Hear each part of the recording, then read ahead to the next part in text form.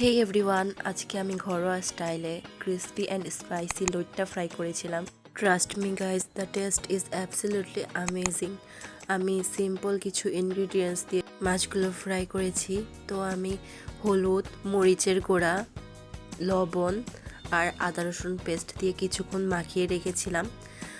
এরপর আমি মাছগুলো ভাজার জন্য এই ব্যাটারটা তৈরি করে নিচ্ছি। আমি আটা দিয়েছি, কর্নফ্লাওয়ার দিয়েছি। আটা যেই পরিমাণ দিয়েছি, কর্নফ্লাওয়ার তার অর্ধেক পরিমাণ দিয়েছি।